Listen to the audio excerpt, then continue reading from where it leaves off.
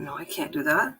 Hello, whoever. Oh, looks like I'm by myself this morning. That's okay. I am mucking about today. I've had people asking me how to make a 2-pocket bag, like a drawstring bag, but with 2 sections inside. So I'm messing around with some stuff.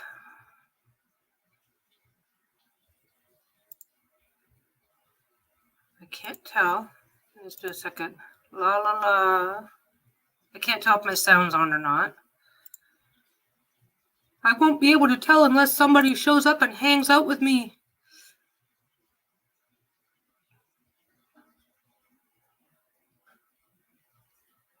Let's see what we got going on here. There, I'll like my own video. I am mucking about doing. Oh, hey there, S.L. Wyman's Rocking Writing. I am so bad with matching the nickname to the person. So if you need to remind me who you are everywhere else that I encounter you, please don't be mad at me for being the fuck that I just do. Oh, I hit a button. There we go. There we go. There we go. Okay, so I'm good to go. I am good to go. There we go. I'm always triple checking everything when I get started because we used to do it a certain way. Hi, Trisha. We used to do it a certain way. And then now we have to do it a different way. So it's like, oh, my brain still hurts. Still, we are sewing. I don't have one. We are sewing a regular drawstring bag with a divider inside to create 2 pockets.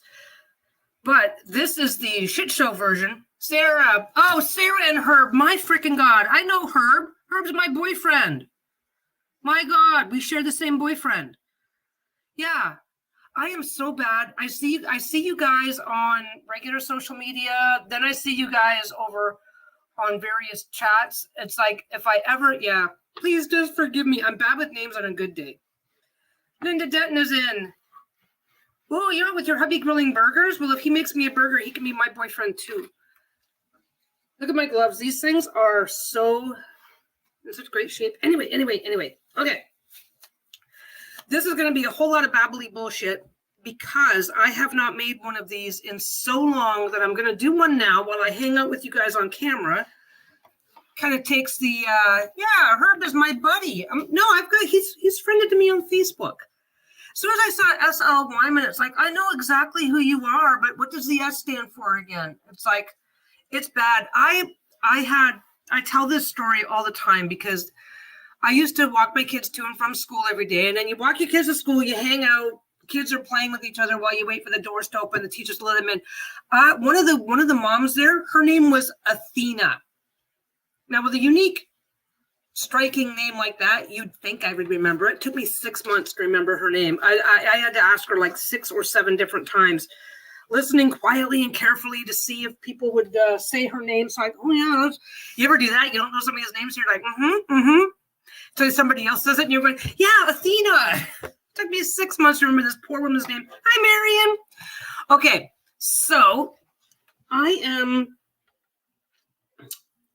going to put that over there and get it out of the way.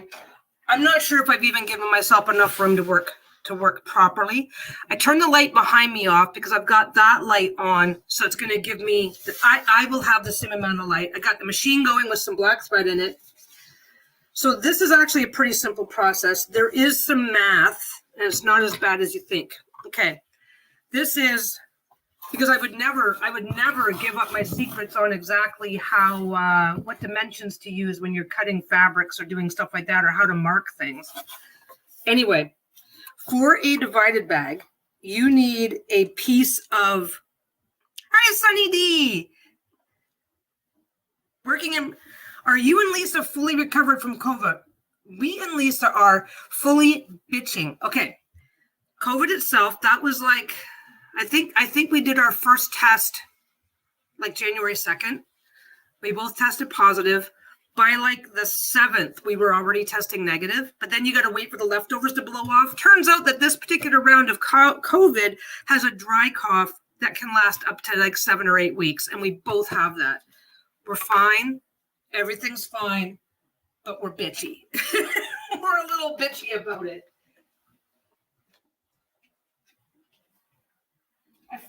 I forgot my fluids. So yeah, we are perfectly, I'm perfectly fine. Okay, I don't have to get, what did I do? No, everything's there. Okay. Yeah, it's like okay, whenever you get a cold, basically whenever you get the tiniest bit of a cold, it's fine. And then after the cold itself is gone, you got the leftovers to deal with. And that's all we thought we were dealing with. And then we kind of like, it's the end of the month and we're still doing this coughing thing. It's like this little dry, tickly cough. It's not horrible. It's just really fucking inconvenient, right? So we've got this dry, tickling little bit of a cough, and that is still happening. I'm pretty sure on, well, I know for a fact, Dawn and Lisa did like I don't know how Lisa survived. I think she was just chugging cough syrup when nobody was looking, but yeah, I'm sure that you guys heard me have a couple of coughing fits. They don't last for long. They're not a huge problem, but it's fucking annoying. What did I do? Okay. So, but yeah, thanks for thinking of us. But yeah, no, we're doing fine. Okay. So there's some math in this, and it's not as bad as I'm making it sound. I'm trying to explain as I go because why the hell not, right? Okay. So these are bags that I still have to flip them and close them, right? But when you're measuring what you need for a bag, you always have to take into account the fold over at each end, okay?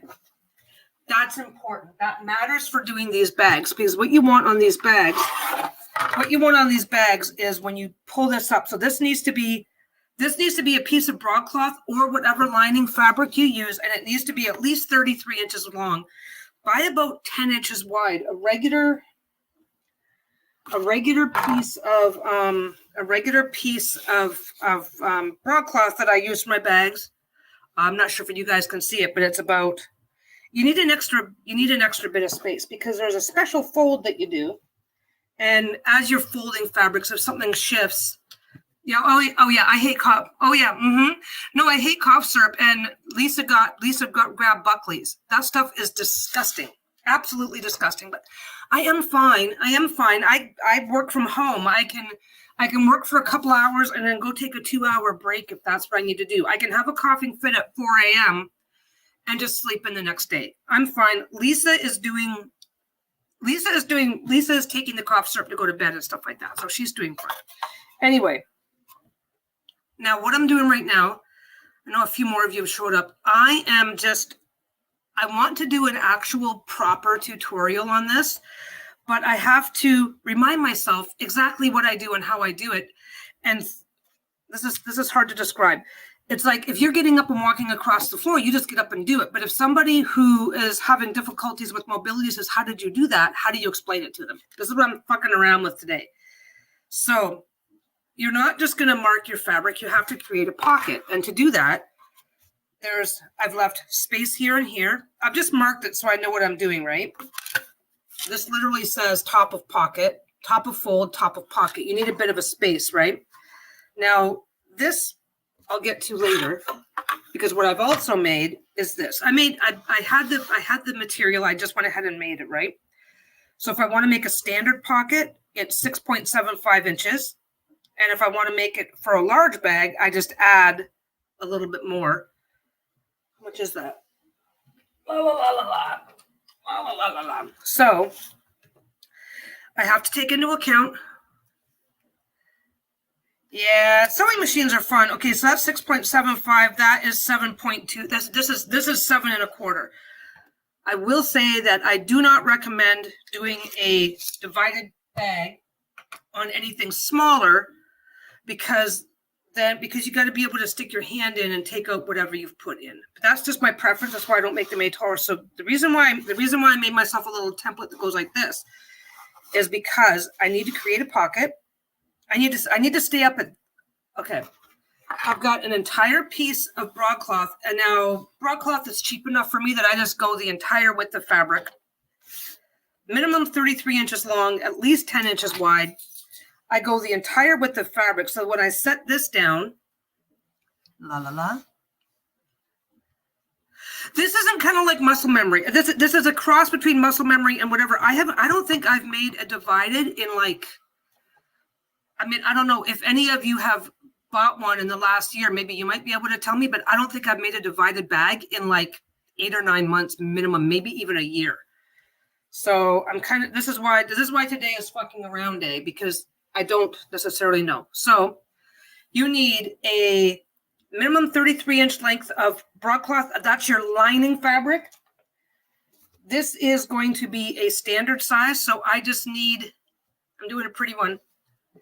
I just need this is going to be standard size. So I just need a regular standard size piece of fabric that I can make a 19 3/4 by 6.75 wide, 19 3/4 long. I need to be able to sew that.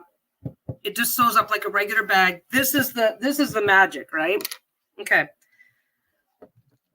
Now I am a bit of a priss. Where is it? I have the schmancy stuff. You can do this any way you want. I will recommend a template. Let me see what I can do here. I will recommend a template of some kind. You can do this just by using a ruler or doing whatever, but it's a lot easier. I'm a little priss, and I just go straight line to straight line. And you just fold this until it touches that line. Hold it carefully, take it out. Now, for starters, if you guys just want to treat this like a chat room and keep yourselves occupied while I'm fucking my way through this, that's totally fine. If you have any questions or suggestions on if you have any questions that you'd like me to answer or suggestions on ways that I could explain it better, I would love the help, because like I said, the plan is to do a proper actual tutorial. This is just the fuck around here. So that's it. You're just bringing that up to there. Okay. So I prefer the templates. So what you're going to do is you're going to either pin it first or take this out first. I take it out first and then just try really hard not to move anything. This is why I said go the extra width, because if it shifts, I don't want to have to sit here. When I do these, I'll do 30 or 40 at a time. I don't want to have to agonize over every single one. That's why I'm Bohemian Girl. That's why I don't want to go back and forth fiddling around. If it shifts a little bit, but that still fits, I don't have to care. Okay. So let's do this in order. Put 2 of these on. Put 2 of these on right near the very outside edge. Or pins or whatever works for you, but try to stay near the outside edge, okay? Okay, now this is where I have to remind myself. Give me a minute to do some thinking. Okay, because if you do not mark this side, okay? Now that you've marked this, gently pick it up and flip it over, okay? Because when you're making a bag, you put the pretty sides together. What is a good starter machine? My preferred good starter machine is a Singer Simple Heavy Duty. They are powerful enough to do almost anything that you want to do. They do have a couple of stitches that can do double duty as decorative stitches if that's what you want to do. And yeah, the heavy duty means you can just basically put anything through it. And they're a cheap enough machine. That for a high percentage of people, is that right? Yeah, because that's okay. Flip it over. Once you've marked it, flip it over. Yeah, this is a Janome. Janomes are nice, but even the cheap ones are pricey. As a beginner, if I was starting off with a Janome, because don't forget, I took like a 20-year break from sewing and then got back into it. If I'd have been starting off with and I didn't necessarily do all that much back then. I knew how to sew, but I wasn't like, I don't make my own clothes or stuff like that. So anyway, this is where you're going to play. I always say play Princess and the Pea. So you flip this around. The reason why this is all marked up is I've got I measured out and have my center marked, because this is the bottom. You guys can't see it. Let us, there we go. Okay. This is now the bottom. See, that is the bottom. That's going to be the bottom of the pouch. Okay. So you want to put in my lighting. Oh, now I can see it. It bubbled up just right. So this is the bottom of the pouch. You want to take the middle. You want to know where your center is. Okay. So you've got your measurements. If you decide to copy mine, that's great. If you have your own particular size that you like, where's your center, right? I just do this because then I don't have to measure. It's taking the time to stop and measure takes time, right? So you just lay this right along the bottom of that pocket, and then you double check. Now you can turn it over if you want, or you can just feel if you want. But this is 3 inches where the fold is going to be. This little 1/4 inch space is where the top of the pocket needs to be. It can be a tiny bit above that, and this one is, but you do not want it past that line, because I don't have one that's partially done, but because you're going to be coming back and top stitching all of this, right? If that fold is above that line, good luck. You're going to catch it, right? You can be really, really, really careful and avoid it, but it's more hassle than it's worth. So this is about a quarter inch, half inch. This is a half inch. I went for a half inch because I can. And I think it's also a half inch on the large. So that's it. You do that. There it is. It fell out. I dropped it. You do that. Mark your bag as normal.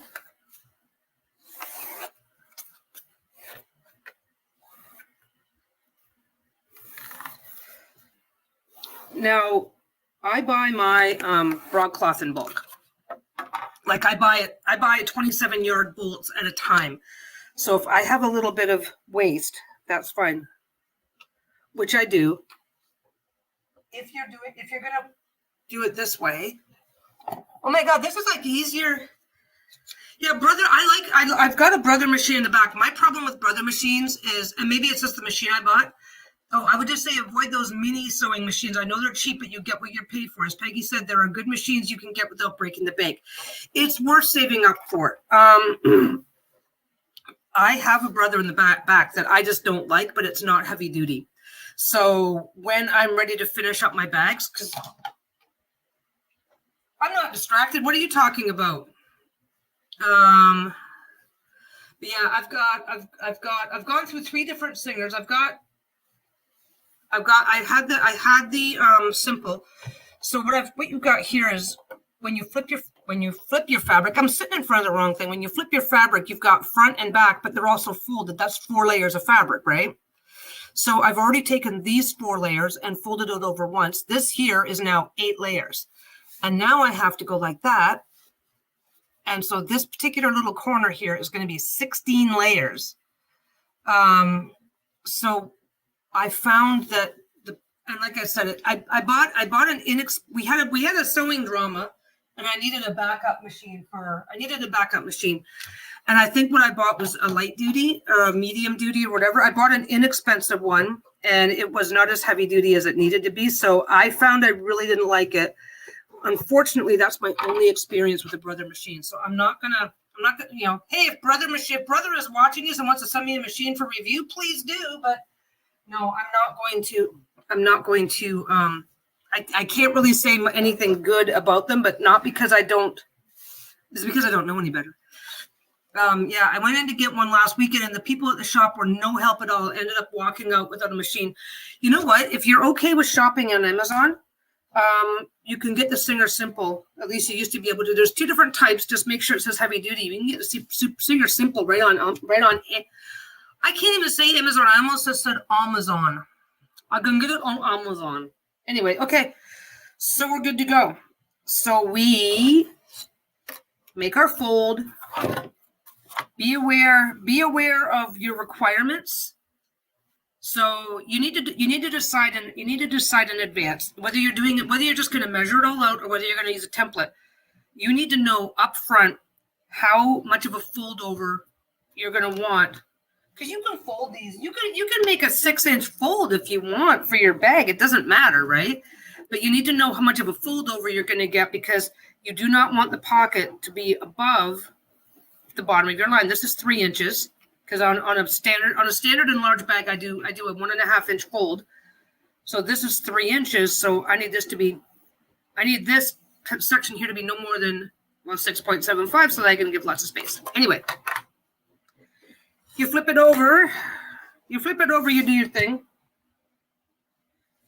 You get your fabric.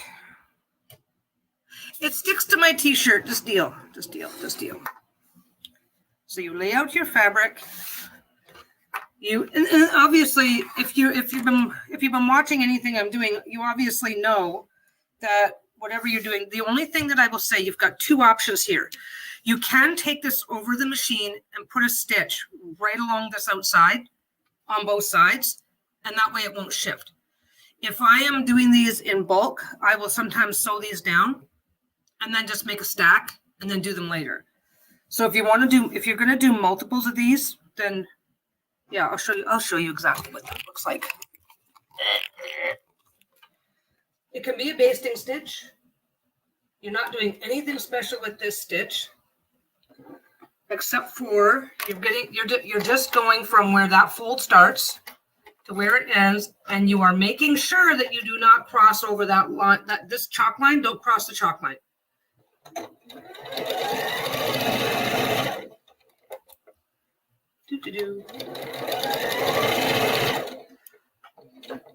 All you're doing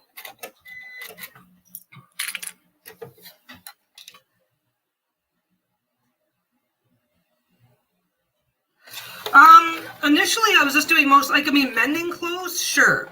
Doing a lot of mending, pillowcases, stuff like that. I never really got into sewing anything fancy. You guys are not going to be able to see this, but I will muddle through. Do you use a blocking? Yes, I do. If I were sitting there doing, I've got a whole bunch of basting to do.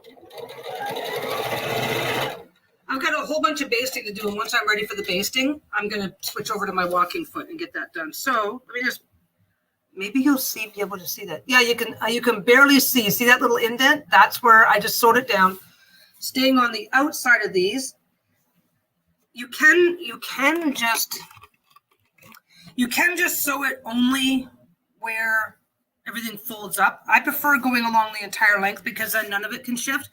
Last thing you want is for this to bubble out and then get a pleat or some weird thing, right? So now all you're doing is,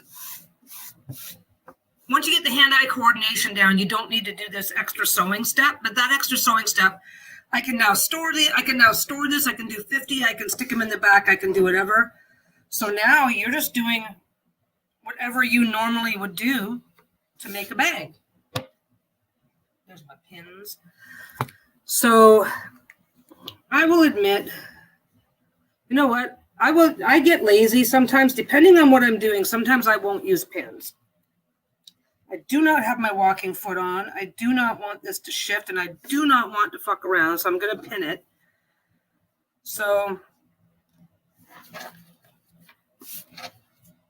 pinning will obviously fix a lot of shifting issues. The more pinning, the better. I love my walking foot. So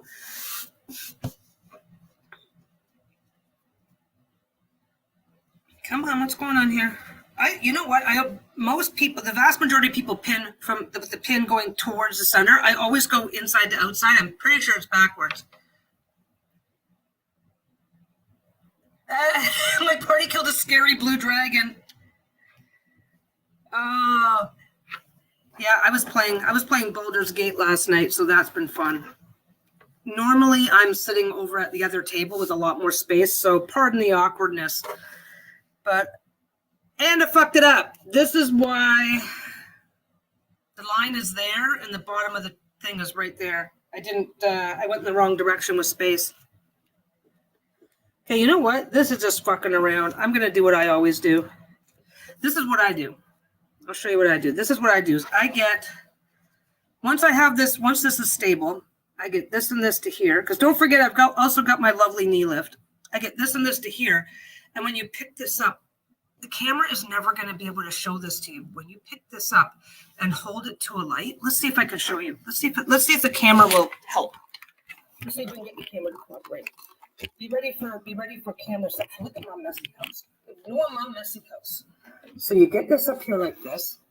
Yes. See that?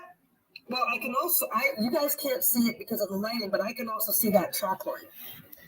So I just get this up here and I hold it up to a light and then I put it down and then I either throw it on, but yeah. And you can also see right here in the center. Oh, you're not going to be able to see it because I can't get it close enough. You can see in the center, the weight of this fold is pulling everything down, which is why I say to pin it. Which is why even I tend to pin it.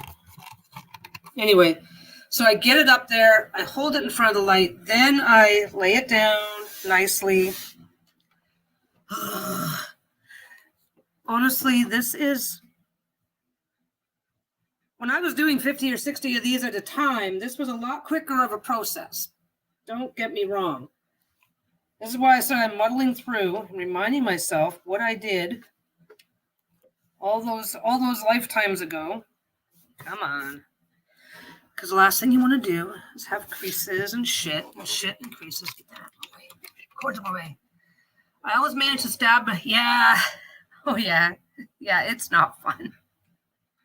I've stabbed myself. I just don't care. It's fine. So, yeah. So, hold it up to the light.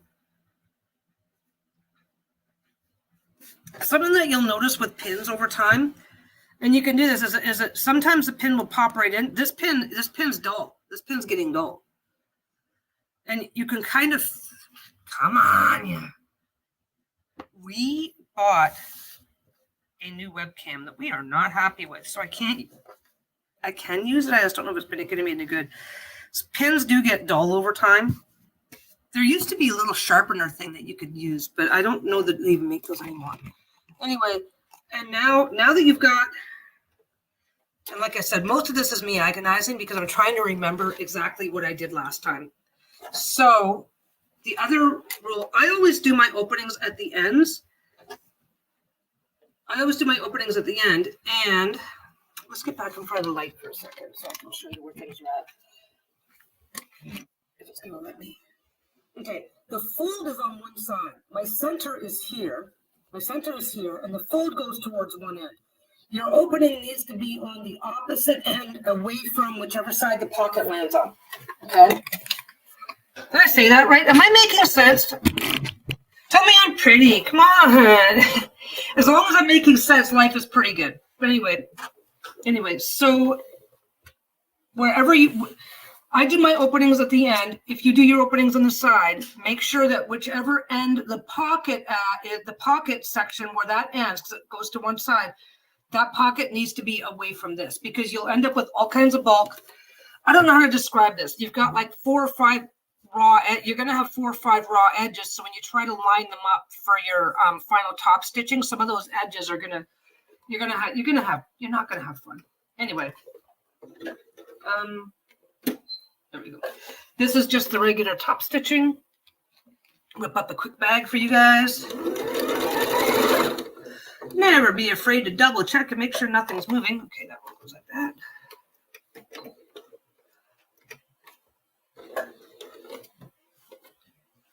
They always say make sure your pin.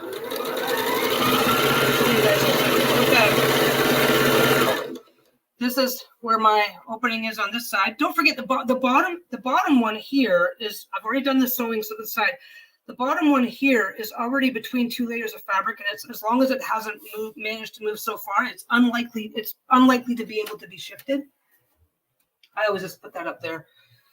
I put it up top, right near where the thread spooner is. This whole section does nothing unless I'm making a spool, so I just keep that up there. Okay. So just, this can sometimes, I'll get closer and show you.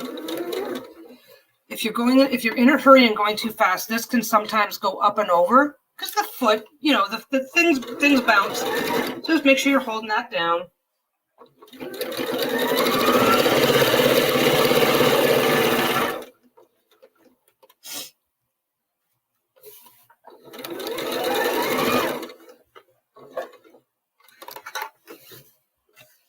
You always want your needle as close to the corner as possible when you're turning a corner, and I never agonize about that. I just bring the needle up, line it up, then fit, and keep going.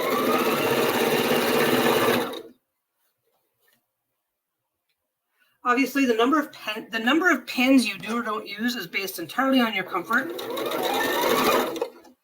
I've got a shit ton of smalls to baste. I'm not going to be pinning any of them.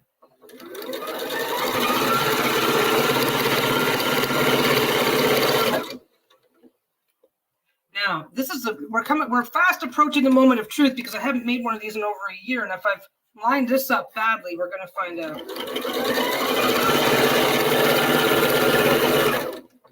But don't forget, if you've got scrap fabric that you don't give a shit. Oh, by the way, speaking of scrap, anybody who sews and wants a scrap pack, I put the wrong address up I did a video last week and said I put up an email address. I responded to somebody, and I don't think they're here right now. Somebody said, "Oh, I'd love a pack of fabric." I said, "Oh, send me this. Send me an email at blah blah blah.google.com." And it's like, that's not my email address. I screwed that up. So, PLPapez, PLPAPEZ @gmail.com. If you want a scrap pack of fabric, then just email me at that with obviously name, mailing address. Now, mailing address is if you don't want to give me your proper address, you don't have to. Just give me an address where you're going to be able to collect your mail. I'm not the internet police, and I'm not going to care. Anyway, just let me know. Give me your mailing address. I'm going to be doing these for absolutely zero cost, so you get what you get. If you have preferences on size, like right now, what have I got here? Like right now, I'm just all about I'm all about the suspense. You know, this, I would kind of call these larger pieces. They're like what? 4 by 10. If you want larger pieces, then say you're like larger pieces. If you want smaller pieces, if you want like really narrow pieces, some people are really into oh yeah, I cringe every time I see them sew right over the pins. I try not to sew over the pins. It's very unlikely that your machine is going to hit a pin, but if your machine manages to hit the pin just right, you're going to wreck the pin, you're going to break a needle, and you could put your machine out of alignment. Anyway, so if you're looking for smaller, narrower pieces for junk journaling or something like that, but like, yeah, you email me and you say, Peggy, I would love a bag of scrap fabric. If you have, let me know if you have preferences for sizes, and let me know if you have preferences for colors. Absolutely no guarantee. I'm probably just going to walk in, grab a handful, shove it in an envelope. Most of my solids are blenders like this where they're variegated. I only have a couple of fabrics that I have in solids. That's a solid. It's black. So yeah, if you want that. Anyway, plpapez at gmail.com. I didn't put it in the description yet, but I will later. Anyway, where am I? My scissors. I had scissors. There's my scissors. Actually, you know what? I'll do it right. I'll do it properly. I'll put my scissors away. I'll get my ruler. So, Scissors are perfectly fine when making a bag. Obviously, getting all kitschy with the fancy cutters gives you a straighter line. No big deal there. I like wherever the opening is, I like to make that about 3/8 of an inch. It just seems to be the nicest. Gives you if you go too narrow, if the area where your opening is too narrow, then when you fold it in, it wants to pop back out. Anyway. Where am I going to put my glove? So far, so good. This hasn't been too bad. I thought this was going to be really awkward just because I know. Well, no, this part here I usually do from over here, but the actual measuring out the full piece. Anyway,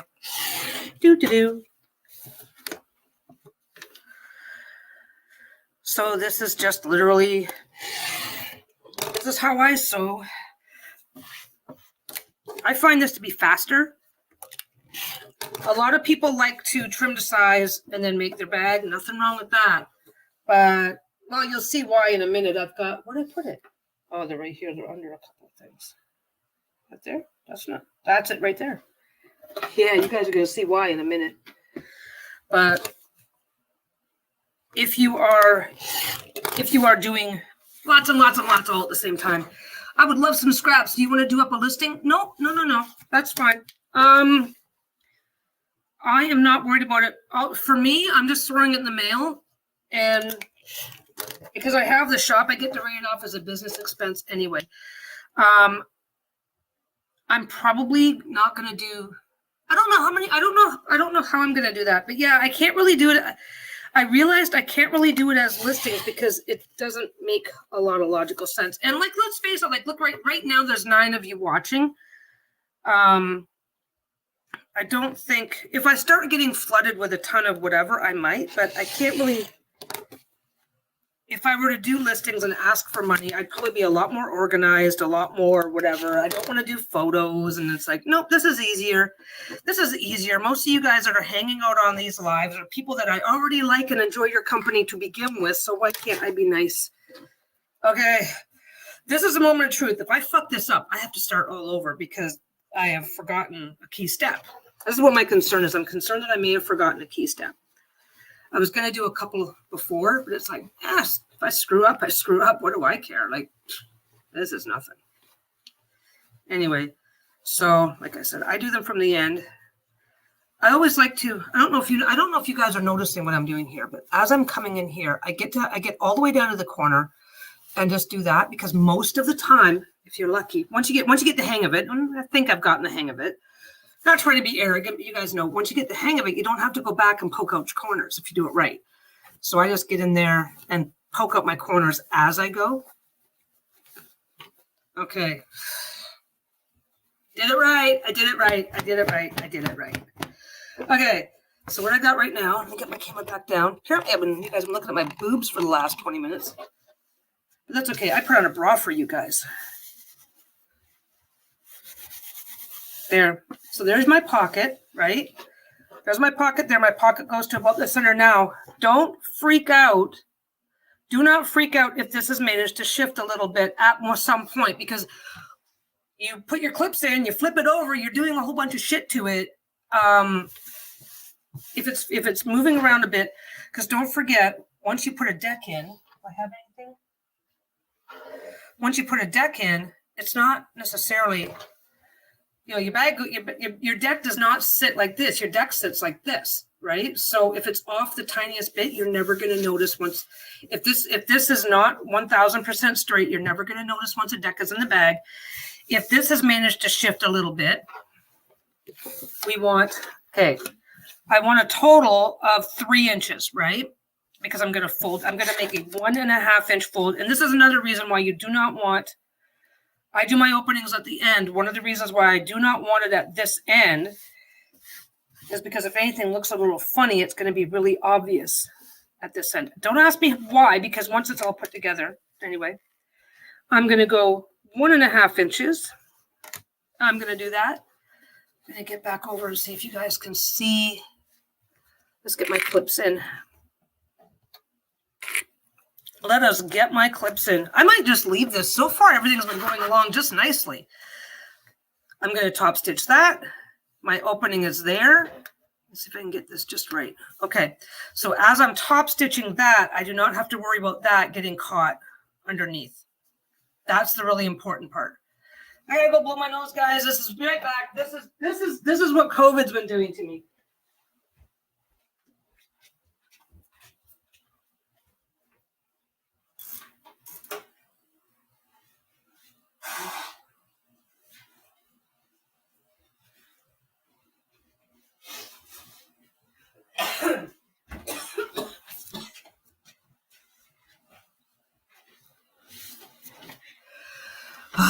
Okay, so yeah, this is what COVID's been doing. COVID. This is what COVID. Let's give it a name. COVID. Your name is now COVID. This is what COVID's been doing. It's inconvenient. I've been negative for since about the 7th or 8th. So yeah, we're moving on to almost a month. But the post nasal, it's just uncomfortable. But I'm fine. I'm fine. Lisa's fine. Everything's fine. Everything's fine. So going down to the other end. So that's what matters. I did it right. I did it right. You guys can actually follow these instructions. That's not bad. Hey, we're only 40 minutes in. You know what? Maybe I'll just leave this. Maybe I do the chat. I come on. I do my thing. And then I will swing back. I don't know if anybody's bothered to notice because there's no reason to notice. But if we've talked about or done anything interesting during a live, then I will swing back and retitle it or add to the description or something like that. So maybe I'll just leave this. So far, this has been okay. I've been kind of staying on track. That's been nice. So maybe I'll do that. Where am I? Okay. So I don't know if. Okay. So this is the end that I had the opening in, and I always double check. I do not cut the loose threads. If you cut them, then they're super, super close and will just eventually pop out. Okay, that was me trying not to burp. I just took a big drink of pop to try and whatever, and then I tried not to burp because of the gas. But I don't know why I try not to burp. You guys know what I'm like. My God, yeah. Let me just do it again. But yeah, I tried not to burp and I made myself cough. Anyway. So, get that one done. The area with the hole in it, the end with the hole in it, I always do second. That one I do. I pin it. I leave it because there's no loose threads to pop out or the seam to push forward. Because then I can do this one all as one step. I'm just going to do this in black because it's crows. What is this one? I really need. Yeah, better. I should know better. My God. I'm walking around in the background of Lisa's videos. She's like, honey, the microphones are on. I'm like, oh my God. There we go. I don't have one right now. I'm trying to be all quick and slick and doing whatever. I don't have a stitch leader right now, so I'm just making one. I'm just making a stitch leader right now. Let me just start over. This is pretty simple. You just take a piece of scrap fabric or sacrifice a piece for the cause. Just get it to whatever thick. This is for starting thick. I suppose this isn't a place to discuss 3 fat readers. There's not much to discuss. It's not my story to tell. Dustin can go fuck himself forever. Danny and Lisa are fine. That's all I can really say. But I appreciate that it's been on everybody's mind, and I appreciate that it's appreciate it that it's a topic that is of interest to people. And I suppose over time, but right now, this is not something that, yeah. That's sort of all I can say because it's not my story to tell. So that's where I need to. I need to be a good spouse and step off. I need to be a good spouse and step off. It's been 2 weeks of absolute bullshit, and yeah, you have my take on it. You now have my opinion on it. But no, it's all good. So this is I'm just making a bag. Okay, what I want to say would not be respectful. What I want to say would not be respecting what my wife needs right now. But that is what I will say because I'm allowed to say that, you know. Anyway, I feel good now. I feel really good. Okay, this is right now. Okay, right now we are just at the part where we're just making a basic bag. This is the end I moved the camera to the thing. This is the end that's got the hole in it, but this is the end where this is the end that's got the pocket. This is the end that's got the hole from turning. So this is the end we're sewing first. Ah la la. Oh, that's probably coming. That's probably coming. But, you know, things are, I will say, I'm not going to say anything, but I will say Lisa and Danny are doing well. They, you know, a lot happened, but it's, yeah, they're fine. They are fine. They're doing well. They're in good moods. That's the part that matters, right? Okay, why is that popping up? Okay, something just popped up saying the mic is muted. I've got two cameras, so it's like, I think that's been there before, but if I suddenly am going quiet, I'll double check that. Okay, so now I got to pick a design. I want it to be, I'm just going to do a simple one.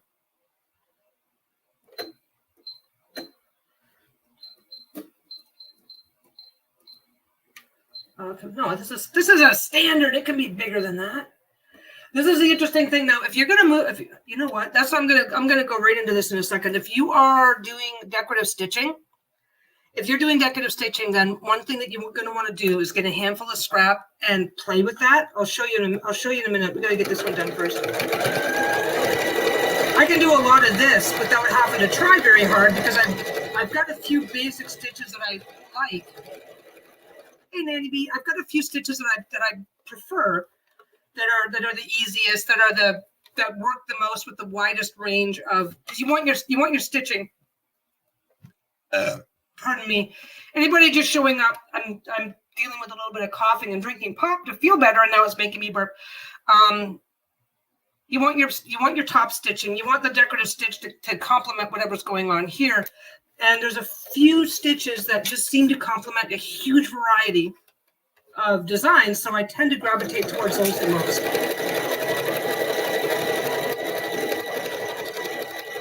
Okay, so I'm just basically finishing the bag now.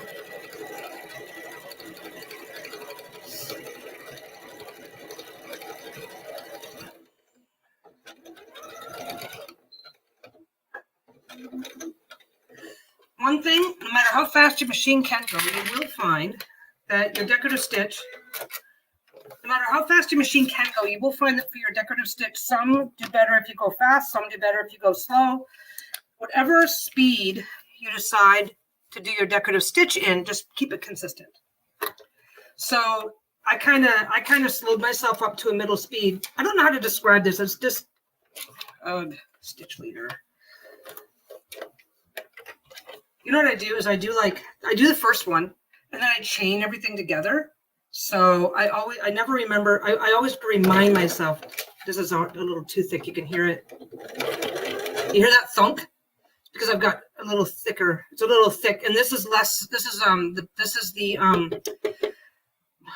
broadcloth, which is a little less stretchy than this, so it's not as forgiving as. If you need to, you can also use this to pull a little bit if you think it's trying to hang itself up on something. Anyway.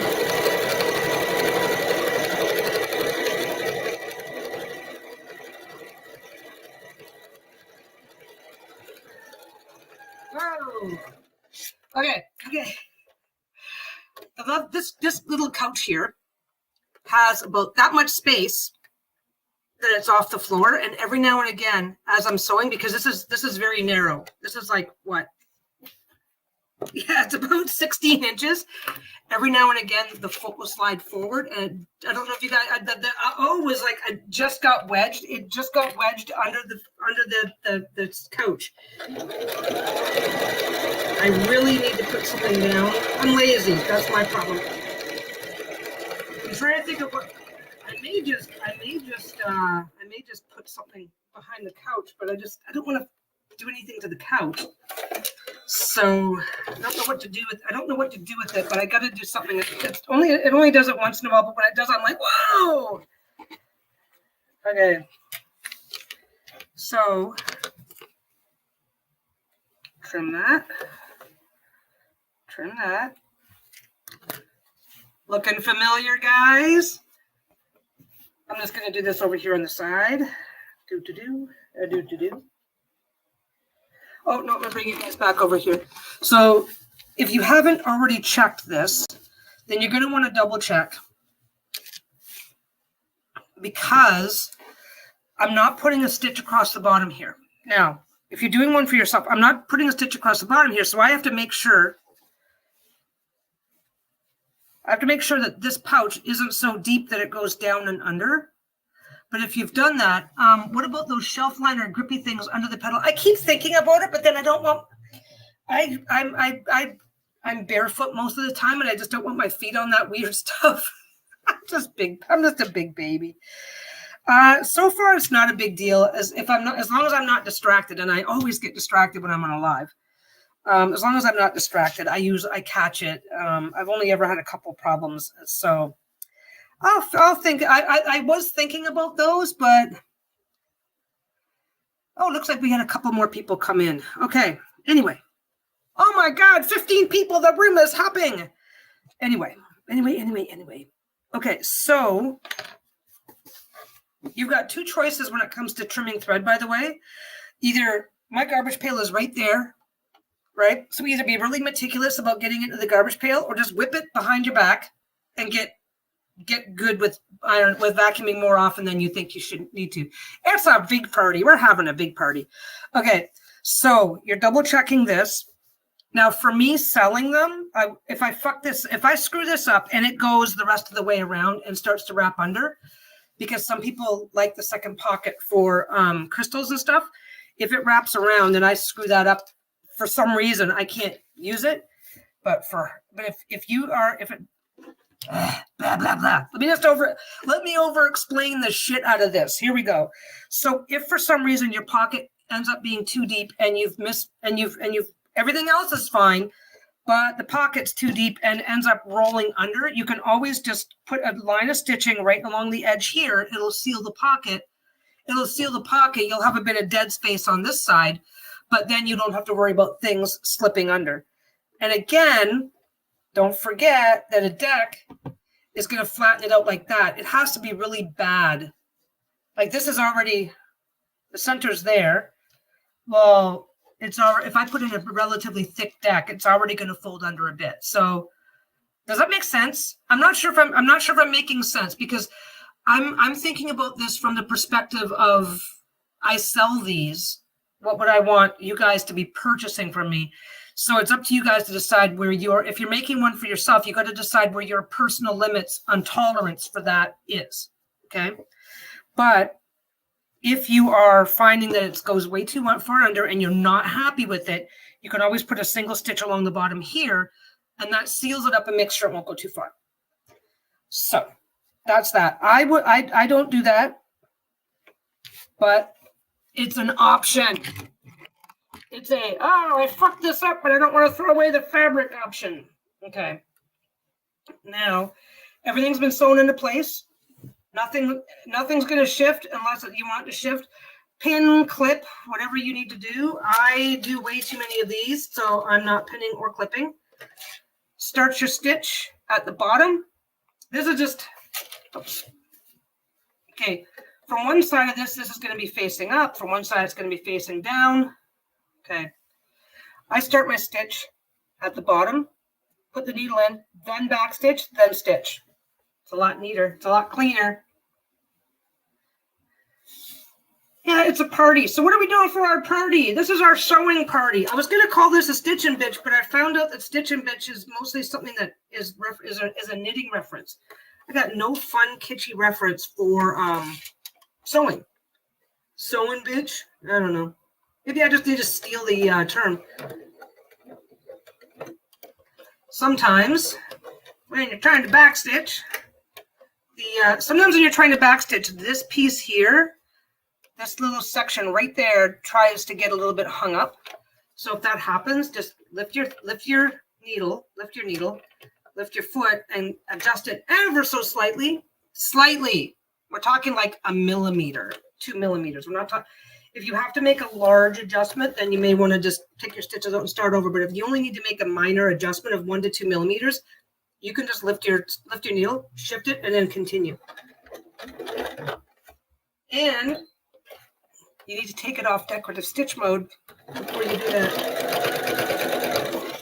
I'm distracted. I'm blaming you guys.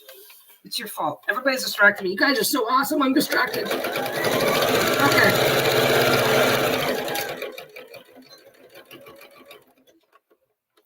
Oh, I have to go get one. What's that? Ooh. Always backstitch at the end. I always want to backstitch up here, and I always want to backstitch at the end because a backstitch is also a reinforcing stitch. So line this up, line this up, and line that up.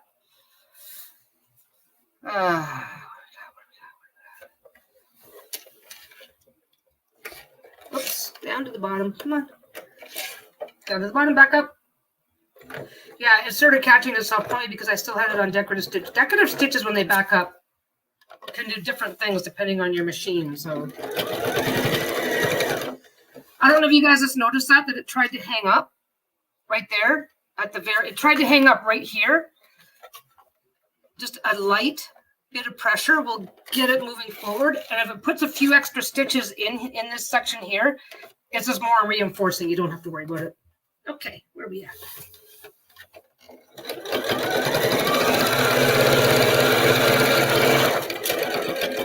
And backstitch. La la la la la. La la la la la la la la. There it is. This is black on black. If you guys ever get a bag from me, I know a bunch of you have, so that's fine. If you guys ever get a bag from me and you notice that these stitches are here, you know what happened? It's black on black. And sometimes if I'm doing black on black with black thread, well, this is always, I always close these in black thread. But it's sometimes it's a pain in the ass to see. So if that happens, okay, where did that go? Did I already trim that one? No, I didn't. Yeah, see, it's a pain in the ass to see. There it is. Got it. Okay. So now we have a proper little bag. We a proper standard bag. You're not. I don't know if the there it is right there. There's your pocket. Here we go.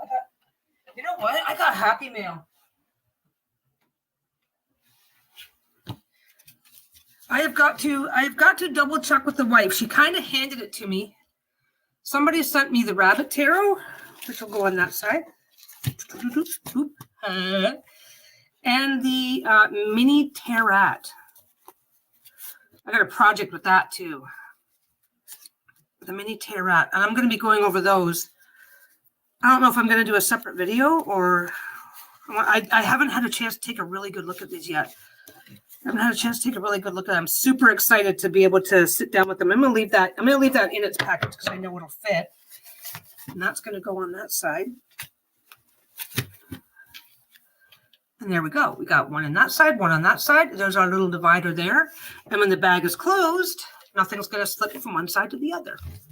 Anyway. Whoa. Give me 1 second.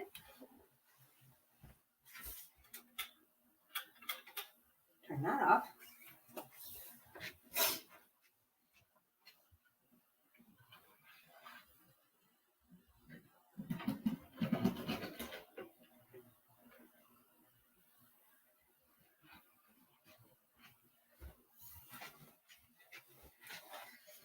Okay. La la la la la. La la la la la. Okay, well, this is nice. This is a nice small little crowd. Okay, who wants this?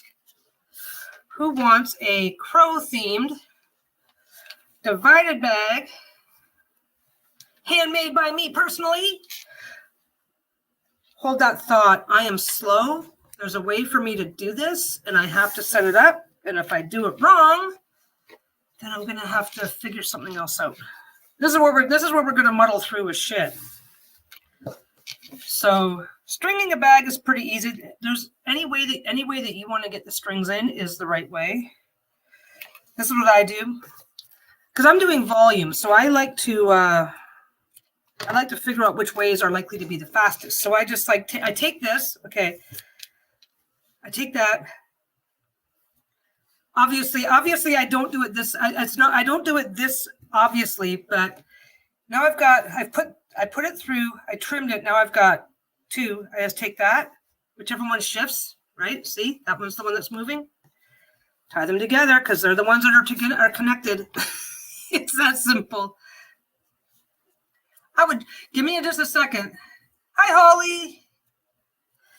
Hi, Holly. I'm about to give this bag away. But you got to promise that if you win it, you go back and watch the whole video. You know, just to say you were here from the beginning. Got to do that. Okay. There's a way for me to do it. And I've just got to go click a button. Oh, I don't have to leave. I don't have to leave the stream or do anything like that. Okay. I will tell you guys, guess who does most of the stringing? Lisa. She actually does it well. I string the bags, and with I've whined about my left hand before. If I do too much stringing, my hand gets all fucked up. And I would rather she just strings the bag. She's like, la la la, here you go. And I'm like, what? But she's also way better at it than me. There we go. So this is some lovely crow fabric. This is a divided, I'll leave it to the experts. This is not hard. So this is a divided drawstring bag in standard size. Will hold damn near anything. I actually managed to get all the, by the way, if you ever get a bag and it's got threads sticking out from here, I just tossed it. Where did it go? Okay. Remember I said black on black on black, right? So sometimes you're going to, every now and again, you'll get a bag and it's got something like that sticking out from the seam. All that is a loose piece of thread. Well, this is inside out and everything's all black, right? Yeah, I should be using something. When I do my knots because I do 50, 60 at a time and it's hard on my hands. It's not, okay, I can do 10, take a 2-hour break, do 10, take a 2-hour break. I don't do that. If you ever notice a piece of thread sticking out anywhere from, every now and again I miss one of these miss the trimming. If you ever notice a thread sticking out anywhere along these sides, it's because a loose piece of thread got past me and you're safe to just yank it out. Somebody mentioned that in passing. Nobody was complaining or giving me a hard time. Somebody said, hey, I spotted this. Is this okay? And I went, no, that's just a loose thread. You can go ahead and pull it out. So people that have those questions are not afraid to ask them. And nobody's ever been mean or rude to me. So don't worry about that. Because nobody really wants to. Because nobody wants to hear me. I'm an asshole and people piss me off. You guys know that. Anyway, I'm not. That's the thing. I would rather just not have to deal with shit. But anyway, we're going to do this. I'm going to stop talking for a second. Chatter among yourselves. Oh, there it is. My mouse and mouse pad over here. My mouse pad is over here. Let's see if I do this right. Okay. Choose a live stream. I'm doing it. Cool. Match text. Okay.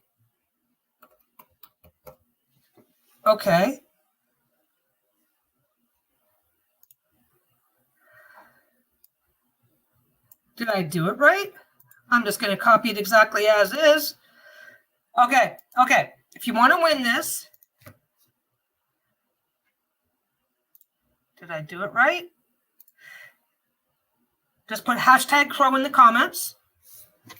We'll let it go for a few minutes. I'll be right back.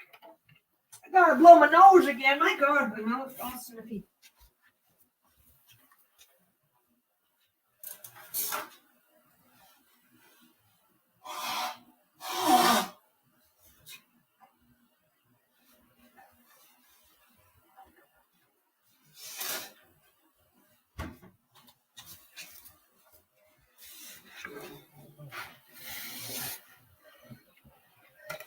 So just put in #crow and then it'll come up in I'm going to come back in and no, I can't. I can only put myself in timeout. That's crappy.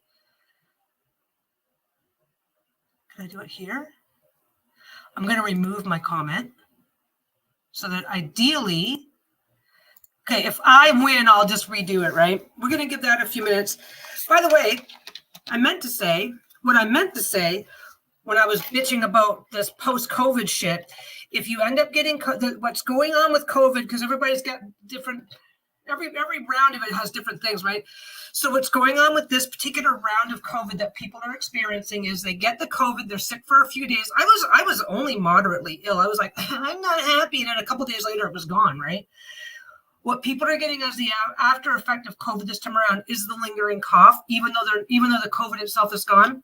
It's related mostly to post-nasal drip. So decongestants and dry cough syrup makes a big difference. That's what I wanted to tell people, because I guess some people have been getting COVID, ending up with this, and it kind of freaks you out when you wake up a bit of a cough in your sleep is one thing. When you're waking up at 4 a.m. to cough, I'm coughing, I go get a drink. It can be freaky. It can freak people out. But anyway, that's just me bitching and whining, because unfortunately, when you talk, it keeps everything shifting. So then your nose is more likely to run, especially if you're dealing with postnasal drip, which is what the after effect. It's like, I'm back to whining. Who is surprised? My God.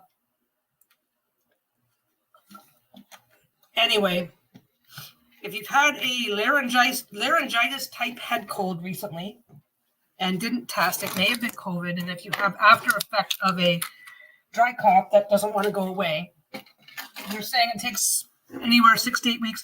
Just a thought. No, Nanny, it's fine. It's fine. What I would do for Australia, is just put. I don't think I'm going to track it. That'll keep it cheaper for me. But also, don't forget, I have the Etsy shop, which is a business for me, which means that whenever I do spend money on postage, it's a business expense. Even this is a business expense. If the tax man knocks on my door, I'm going to go, oh, no, man, no. This isn't a social channel. I'm just, this is how I advertise my shit. Which is like, I don't even sell these. I'm not doing these ones. I'm not doing the divided ones anymore. I don't have time now that it says me. But anyway, all the babbledy bullshit out of the way. No, it's fine. I will send these anywhere.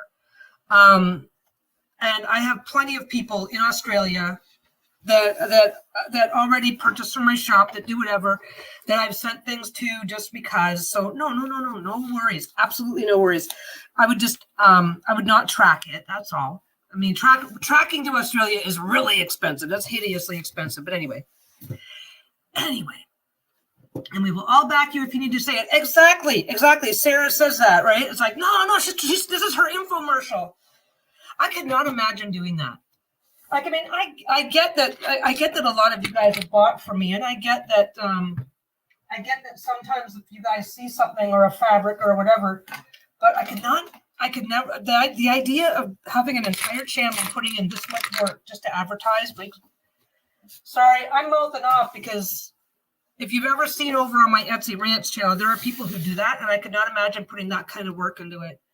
It's like, no. By the way, this is called a bodkin, and they are amazing when it comes to stringing. Makes it really fast. Obviously, any way that you want, anything that you want to do in any way that you want to string a bag is the right way to do it. But if you are like, there's a couple of people that got there's a couple of people that once they saw the tutorial, they're like, I'm making a bag for every single one of my decks, so they can really use those types of tips. Anyway, this is what I'm supposed to be doing today. Basting. I've got 60 of these. I haven't counted these yet. I'm doing a batch of smalls. I'm just going to give it a, I'm just saying caw instead of crow. Oh, that's true. Okay. Now this is actually not bad. So basting is simple. I said I was gonna do a whole bunch of stuff. I've got to pick a day where all I do is go through all my decorative stitches, because every time I say I'm gonna do it, I never get around to it. But no, this is where it gets.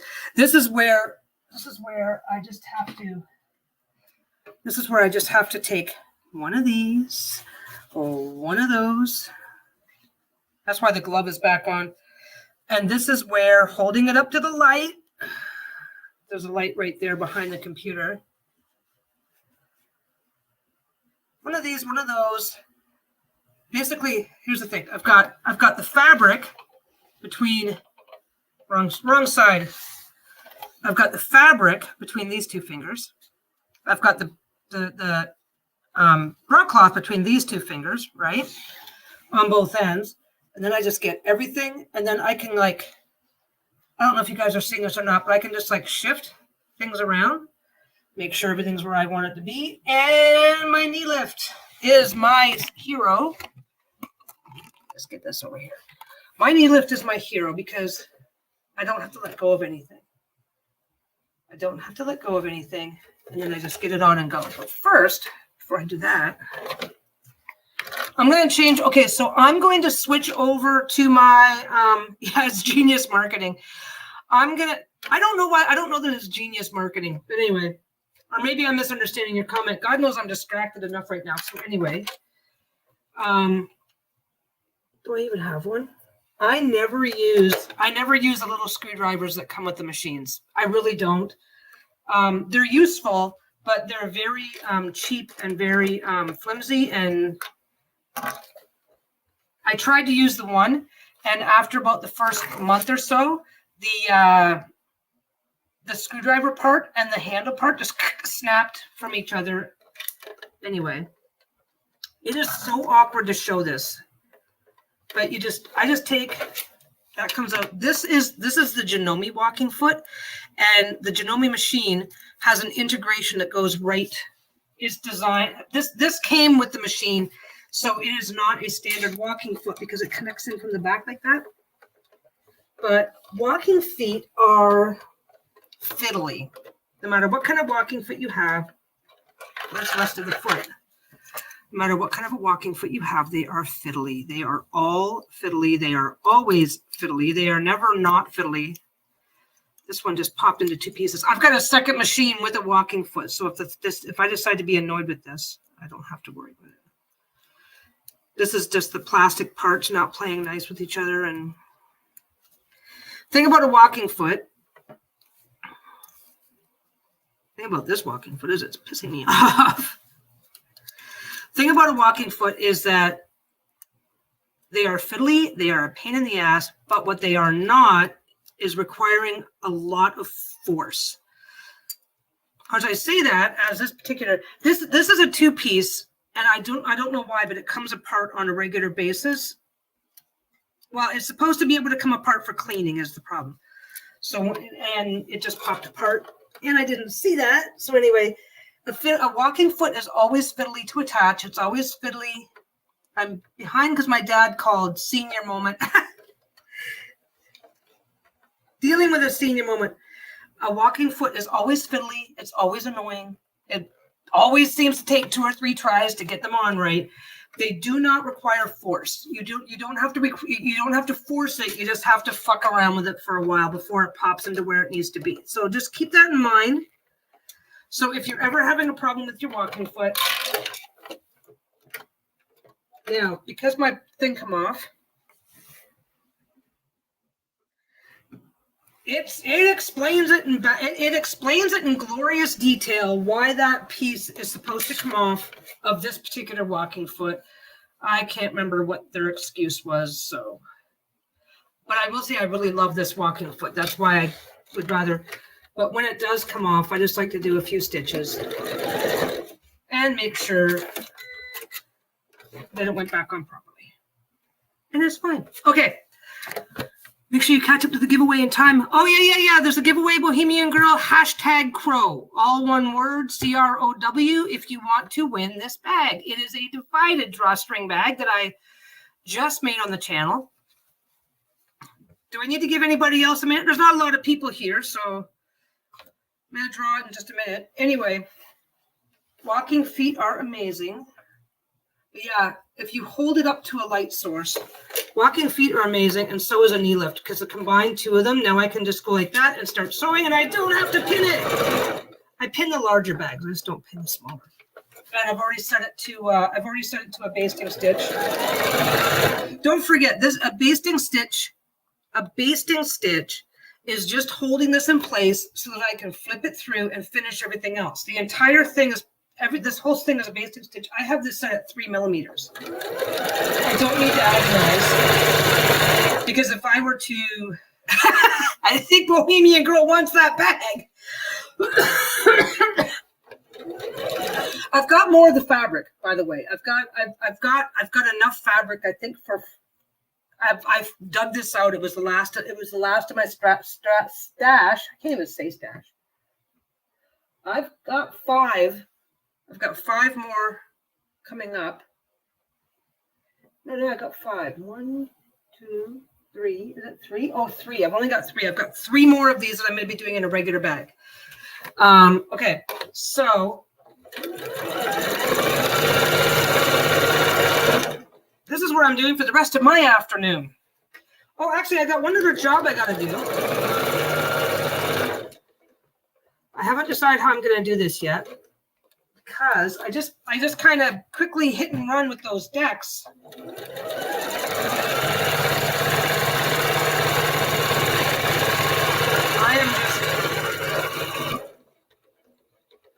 I will say that it's really fun and easy to be a little sloppy when it comes to basting because you can just go. So I like that. Anyway, I'm going to do the draw. I might not actually stick around for too much longer. I feel another coughing fit coming on, and there shouldn't be. Actually, the funny thing is, I got completely better. I felt like I was getting completely better. I got the sinus infection, and I was on the antibiotics. The cough died right down, but then once the antibiotics were done, the cough came back. So that annoyed me. And it's not 2 separate things. It literally, we chat. I didn't go to the doctor, but we were like, it's everywhere. Oh, leftovers. Okay, so now what am I doing here? Oh, I gotta do this now. Okay, guys, I'm doing this wrong. There's going to be 3 more of these in standard size in the shop, and it's when the next time I have when I get through the sequence and get to do a batch of standards. But all I've got left is some of these.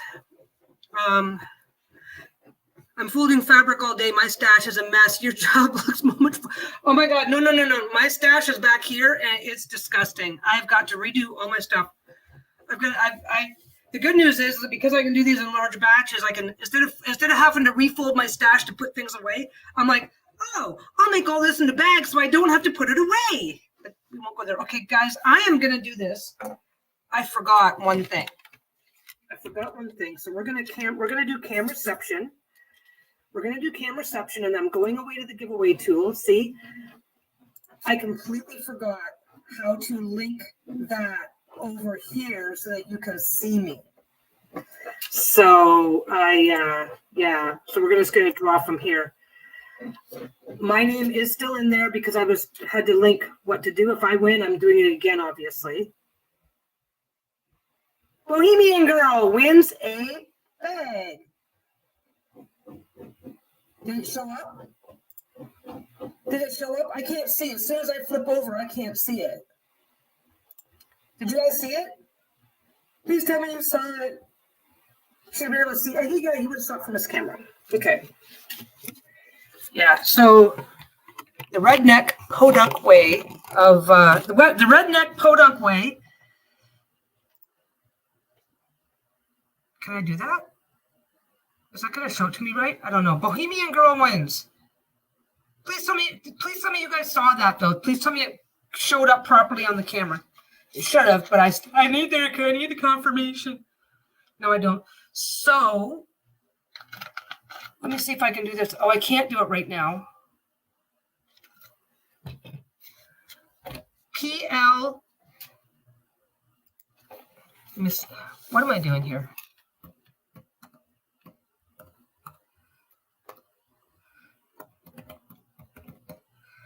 Please tell me it's going to show up. There. Is that showing up? Email me at that email address. Email me at that email address. All I need is a name for the envelope, and a mailing address. Wherever you need it mailed to is absolutely fine. Obviously, we all have our own privacy not concerns, but we all have our own need for privacy. And yeah, I will have that. Today is shipping day, so if you can get that to me soon, if you can get that to me in the next couple of hours, like I said, whatever email address that whatever mailing address you're comfortable sharing, get that to me in the next couple of hours, and I can get that out with today's regular shipment because we've got some orders to do. Anyway, check this out. I kind of snuck this one in. I snuck this fabric in because it's not it's kind of borderline, but it's not straight up copyright infringement. So we found this not too long ago, so that's coming in. Congratulations, Bohemian girl. I can't say it. I can't say anything today. Anyway. Yeah, I've got, what have I got? These, if I can get off my ass, are going up this week. These are all smalls. Some of this stuff you've seen before. I found that. I just found this in my stash. I didn't know I had it. Got some bunnies. But I've got a bunch I want to get done. What else we got? Oh, I got some of this stuff. Got that fabric. This is not a glow in the dark fabric, but I don't know why it just seems super bright. Regular stuff. Got some sea turtles down there. I did not remember to count these, so I don't know how many I've got, but we'll go from there.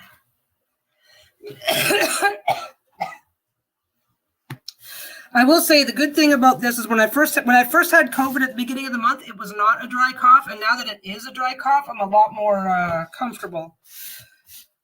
I couldn't sew at all for the first week? I don't know, week and a half. Anyway, now you know what I'm doing now. I'm avoiding. I got to do this though. I'm going to show you guys one more thing. I've only been on for an hour and a half. I can stick around for a little tiny bit longer.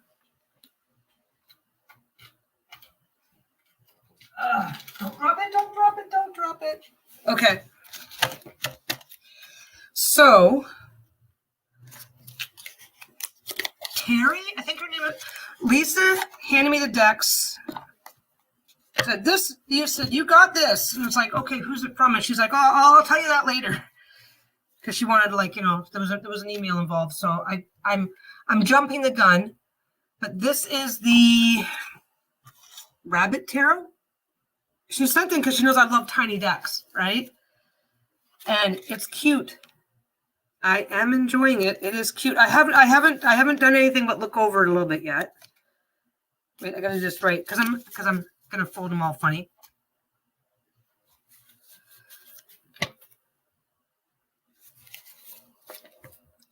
Right? This is cute. Like a little rabbit riding a goat. Oh, he's smelling a flower. That is the night of I'm Bad with Suits. Are these cups? I'll have to look. I will have to look it up. It's the Rabbit Tarot. Oh, Sarah has to go to dinner. Say hi to Herb. Oh, what did he make you? Okay, you know what? You're going off for dinner. Ignore my ass and get off for your dinner. Have a good night. I'm really bad for, on your way out the door? Well, let me just talk to you for 3 hours. So she sent me that one. And she also sent me, now this one's been around for a while, the Tarot.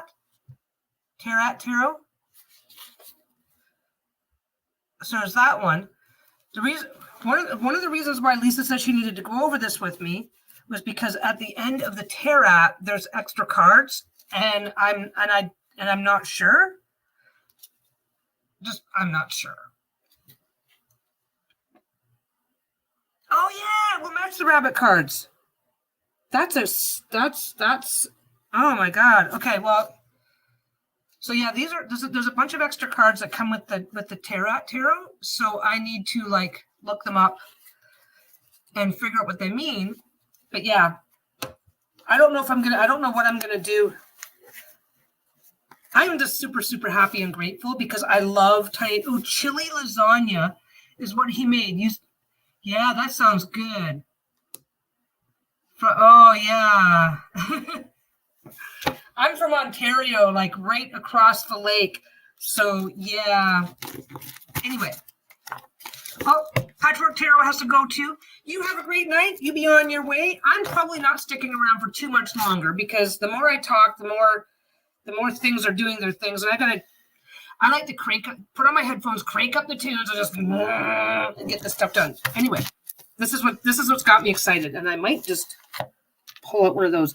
What she did for me for the rabbit tarot was she took and printed off all the pages and made me a guidebook with a cheat sheet at the end that I can use.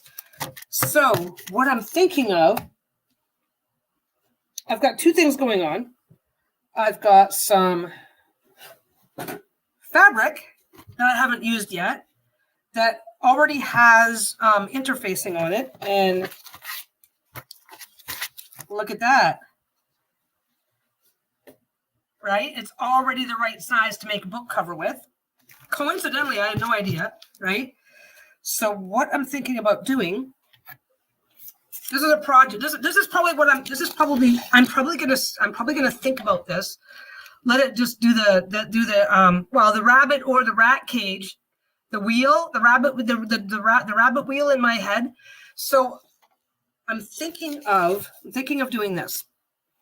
Okay, we're just gonna ignore the mess. Okay, so I've got this in blue, but as somebody pointed out, let me just see if it's already the right size. I've got more of it. Oh, the rabbit fabric that I just showed. Where is it? There it is. It is it does match. Don't worry. I'm not gonna make a huge mess. This matches, and I've got more of it. So the rabbit tarot on this rabbit thing, using this fabric to make a book cover. To make not the book cover, the book binding. What the idea is here. So this is just a tease on what I think I'm going to be working on next week, because I have a lot of fun working on weird shit like this when I'm chatting with you guys, because it just kind of keeps me from being completely freaking squirrely.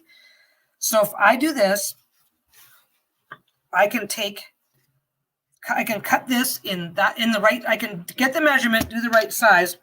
I'm going to do it in this fabric, but I'll use this fabric to show, I'll use this fabric as an example of what I'm thinking of doing. So this is a pretty stiff. Do you keep all of your mini ducks in Peggy bags? Some yes, some no. It'll depend. The Terrat, I'm going to keep in this little bag because this is an adorable little bag. The mini decks can be hard. The mini deck, depending on how small the deck is, it can be hard to make a bag. Not hard, but making a bag that small, right? So anyway, so this is what I'm thinking about doing. Okay, obviously you put the pretty sides together, and then you flip everything. So when I flip everything, I'm going to have something that's like that, right? So if I bought this not too long ago. I don't have any of the proper size. This is thick. Now, when you go buy regular, this is just polyester. It's nothing special. But when you go buy the polyester batting, it's usually about half this thickness. This is about twice as. Okay, this is twice as thick as the average stuff that my local fabric store tends to carry. So this is really thick. So if I put these two together, I'll get a fairly thick book. And if I put a layer of this in between, I should get a fairly thick book cover. And then I take this, I do that, right? I can't sew. I do that. Okay. So then I do all my measurements, and then I can just take one piece of that, this size, one piece of that, this size, sew down here to make the back. And then once this piece is done, I just come here like this, punch holes that match these holes. There's already holes in the plastic. So if I do that and punch holes that match this in the plastic, then I can do that, punch the holes, and just tie them up and have an actual book cover, like a book. And I turn this into an actual. I can turn this into an actual book, and then I've got all of this as my book, because this is awesome. This is the part that got me really excited, that I've got this lovely book that I can now use with everything in it, cheat sheet in the back, and yes, no, unsure. Like she wrote this out for me. I want to say Terry Milburn sent this, but I don't want to get the name wrong, and I don't want to be disrespectful to somebody who put this much effort into doing something so sweet for me. But yeah, so if I do this, I should be able to turn this into a proper.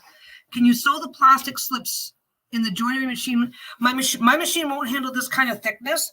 But what also happens if you don't do it right, if you don't do it right and sew through this kind of plastic, it just perforates it and then it peels.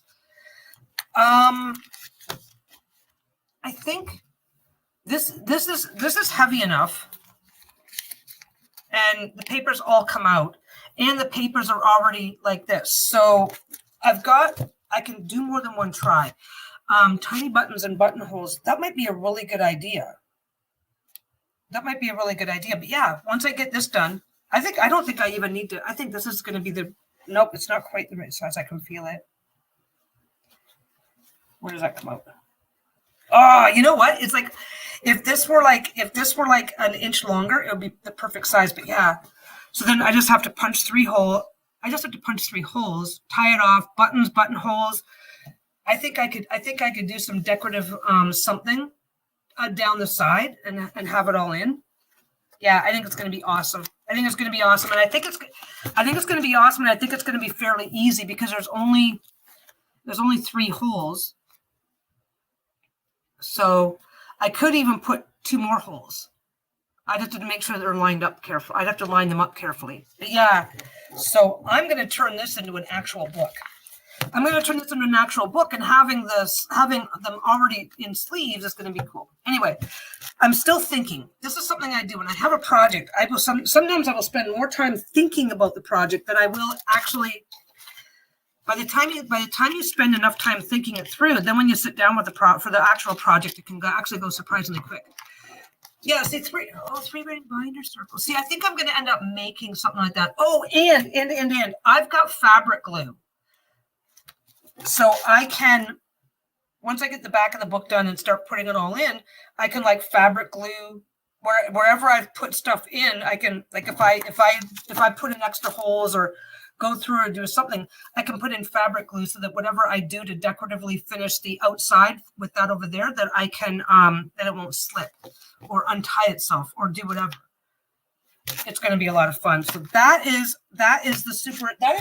okay, I'm super excited because this is a teeny tiny deck.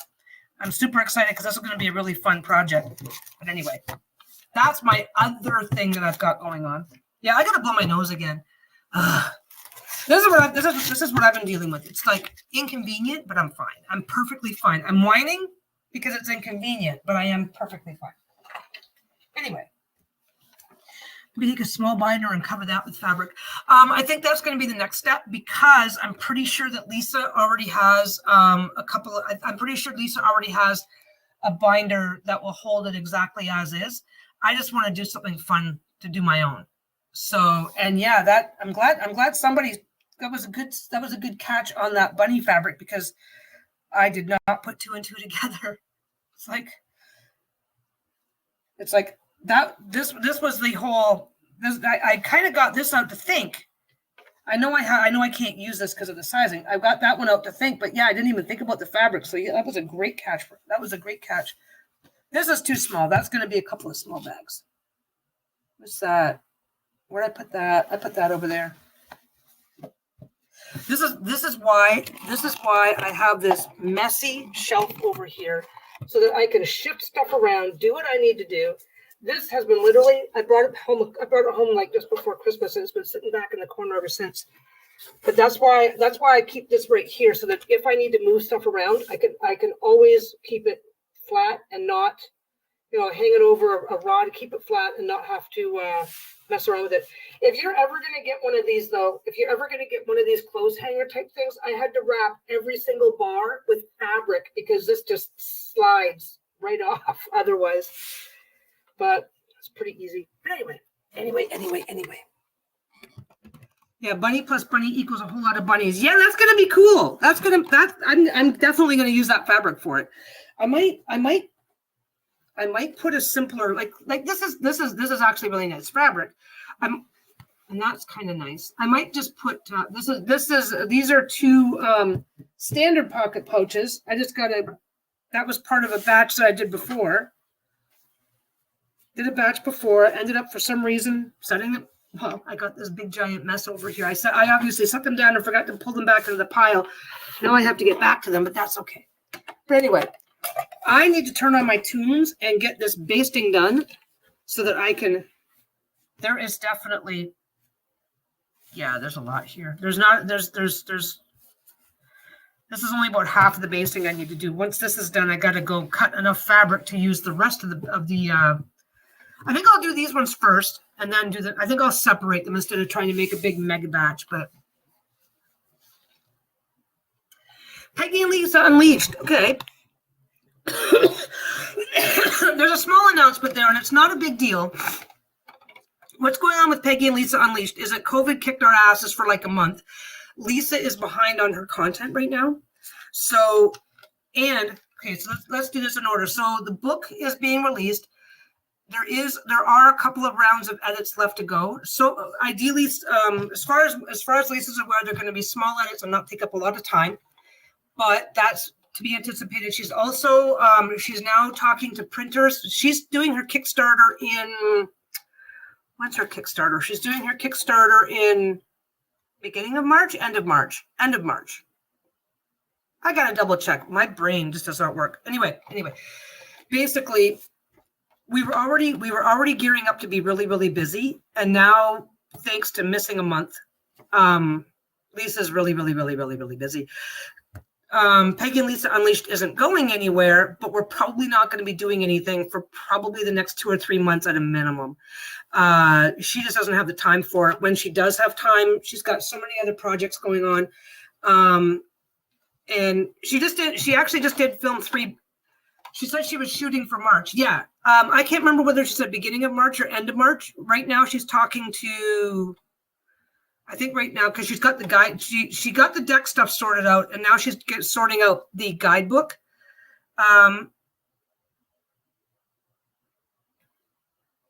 Mailing address for Happy Mail. Oh, okay. The quickest way to get it right now is to go look at the description section in any one of Lisa's videos. I don't have it handy, but because we just have a PO box. We just do a PO box, or just email me at plpapez@gmail.com. plpapez@gmail.com if you want our home address, and we'll do that. Now I'm getting excited. It's like, ooh, what's going on? Oh, there it is. Thank you, Holly. I appreciate that. That's just the quickest way. That is the nobody has to ask. Help yourself. That's the best way. We don't mind giving out our home address, but we're a little bit more careful. You know the drill. Everybody knows the drill. That's fine. Anyway, I guess I don't need to go into the details of all the stuff that we have going on, but there's a lot going on. In terms of like right now, what are they calling that? Romancing the Pale Elf. Right now, her game with Dawn is probably her only outlet right now. And it's not a bad thing. We're both really, really excited and good things are happening, but we're also really busy.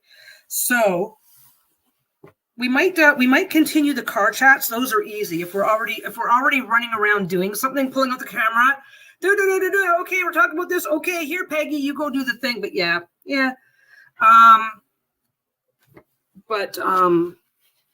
Yeah, we just kind of realized that it's like it's something that we can afford, because one of the things that I wanted to do was more lives, and it's like, well, that kind of scratches an itch. Yeah, the car chats are fun because we're idiots. It's like we're just gonna babble about some shit, but they're probably, yeah.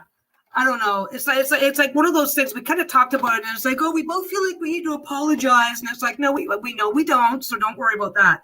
We know we don't need to apologize or anything like that, but at the same time, it's like we don't want it to go away. We don't want it to end. It's not that's not happening. But yeah, COVID really like put everything behind everything. Lisa, I don't know if you guys know this. I mean, I keep making jokes about it, but Lisa, I don't know how to describe this but she her COVID, she got laryngitis, full laryngitis. She could not talk. She could not talk properly for a week, and for 3 days of that week, she couldn't talk at all. If she needed anything, she had to like wave her hand at me, and then we kept Facebook open all day. She had to give me a wave, and then I would have to go check out a Facebook message. It was like really bad. I can laugh because usually I get seasonal laryngitis, and she loves it. She loves it when I get seasonal because my voice gets really rough, and she likes that, right? Okay, not rough like that, but my voice gets, my God, I sometimes I sound like Barry White, but anyway, when she's got enough years in a row of laughing at me for my seasonal laryngitis, so I was allowed to laugh at her a little bit. But yeah, it was bad. She got that's why she got so far behind on everything. It was like really bad. But she's also doing Baldur's Gate with Dawn, which has been an absolute hoot. Yeah, it's having a hiatus. It's always good to recognize that and avoid burnout. Yeah, I think that was part of it. With everything that she's got going on, it's like, where can we make some space for you? Because the last thing I want is like, hey, this is a really successful deck. Now stop being burnt out. It's like, yeah, once the Kickstarter launches, she's setting up her Kickstarter because she feels like she's learned a little bit from some other people's mistakes. She's setting up her Kickstarter so that everything is ready to go. So that after the Kickstarter is done, she doesn't have to figure out her shipping, figure out her printer, figure out this, figure out that. She's doing it all now, all of it. So that ideally, cross your fingers, but ideally she just contacts the printer and says, this is what I need. And then she contacts the shipper. She's using a fulfillment center because it's going to be way easier than us trying to do it from here. She's already in negotiations with them. She's already talking to them, and getting information so that once the Kickstarter is done and she knows, she can go, okay, this is how many decks I got. This is the plan I need. This is what I need from you guys, and then just snap everything in place. And then she's going to have, ideally, Kickstarter starts. We have I don't know how long she's running it for. I don't know very much about Kickstarter, so if I'm saying shit that's wrong or misinformed, just give me a bit of grace. But yeah, so she's doing that. So she runs the Kickstarter, say the 30 days is up. Then she just click, and then it's just a matter of waiting on them to let her know, okay, this is ready, boom, go. This is ready, okay, boom, go. So this is part of I mean, I know that Lisa mentioned, like, of course, we're always afraid of burnout, but this is part of why she's been so insanely busy the last little while, is because she's getting as much stuff done now as she can, because she doesn't want to do the thing where she's waiting for 6 months to get the deck sent out, because she's hoping to close the Kickstarter, press go on all the stuff that she's already prearranged, and then have the deck out, I think, within 2 months. March, April, May. I got to double check with her on that. It's not that I try to stay out of it, but things change, and I try not to bug her about every ongoing detail as it's unfolding. So I think she was shooting for getting things in the mail by like beginning of May, end of May, something like that. But you know how that goes. I don't want to speak for her, so keep that in mind. Peggy is not speaking for Lisa. Peggy knows shit about Kickstarter. Peggy is just best guessing. Anyway, Anyway, yeah. Sorry to take the shenanigans. I mean, sorry to take the Unleash page and run down an entire fucking rabbit hole with it. But yeah, that's just COVID and losing a month of, I guess a month. I don't know how much. I don't think she's put up like any content since the beginning of January. She still has to, she's still having her coughing fits too. So she's fine. I'm fine. But yeah. She's given us so much advice about using Kickstarter and knowing which projects are legit. So I knew she was going to have her ducks in a row. Yeah.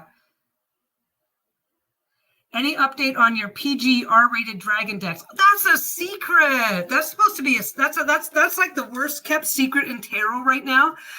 We haven't done a lot. It's kind of hard to think when you're like, but the only update that I can really give you on that, because it's supposed to be a secret. Shh, don't tell anybody. That's a fall project. So that's not something that we have to be in a hurry about or worried about. And because she's never done a Kickstarter before or anything like that, we're kind of not willing to be in a hurry or putting too much pressure on forcing things to happen. Because she wants to get through this first one first, because that way all the kinks are ironed out. If there's any problems, she knows exactly what to do, yada, yada, yada. I mean, as Indigo said, she's given lots of advice, but she's actually hasn't been through the process herself yet. So she wants to get through that. Then once that's done, it's like, oh, well, this worked, that worked, this was good, that was good, this is bad, this didn't work. Okay, that's something I need to change. So we're looking at end of the year. And yeah, but yeah, we don't want to say too much. It's been fun. It's been fun behind the scenes to work on it. That's been the thing. Like that's where the burnout conversations came from, because it's like being forced to pretty much take a month off. Kind of like, oh, well, now you got to catch up. It's like, well, I can't do that. I can't do that, or I'll burn right out. It's like, oh, okay. But yeah, so that is that's not on. It is not on hiatus, because we will be able to catch up, no problem. But we haven't bothered to sit down and do any of that yet, just because. Well, plus the last couple of weeks of drama, it's like, yeah, we're not in the mood. So, but when we are in the mood, we get lots done. When we are in the mood, we just sit down and just binge a whole bunch of shit all at once. So that's going to be fine. I'm not going to be able to string together a complete sentence, but that's fine. And yeah, life is good. Life is good. And we're both getting better. This freaking cough, this hanging on cough. Like, I mean, I've been on for almost 2 hours, and I've only had a couple of coughs, and none of them have turned into a fit. But once or twice a day, I'm like, ugh, and then I just go get a little cough syrup and get on with my day. But it's been annoying. It's been annoying because a couple of times I've been woken up at night with it, and it's like, this is gross, man. I'm so whiny. That's all I'm going to whine about. I'm just going to whine about. I'm going to come in like next week. The cough will be gone, and I won't know what to say because I've got nothing to whine about now. It's like, maybe I'll stub my toe and have something to distract me then. I don't know. But anyway, I keep saying I got to go, and I really got to go. I've got to get this done. I've got to get this, but I've got to get at least this basted so I can get that ready for the shop. And then we'll go from there. And yeah, it's going to be a busy year. So yeah, it's going to be a busy year, but it's not going to be too bad. Oh, and one of the things that we were talking about with the Lisa and Peggy Unleashed, the topic came up, but we haven't explored that, and that was going to be like maybe, card chats continuing, possibly the idea of just me coming on and like bringing somebody on with me instead, taking it over and taking.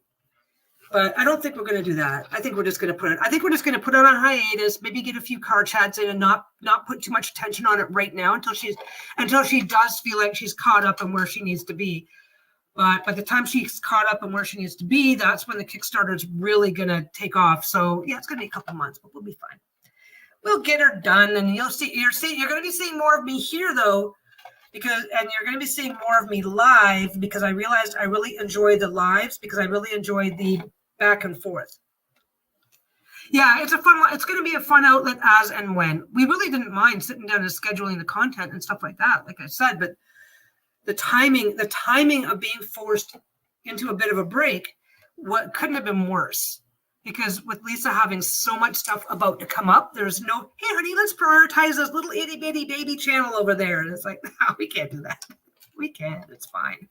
We'll figure it out. But anyway, has anybody ever heard the term the long goodbye? Yeah, I'm horrible for that. I've been saying goodbye for like 20 minutes now. I am going to get going. I am going to get back to work. You guys have a great day. I will see you on the next one.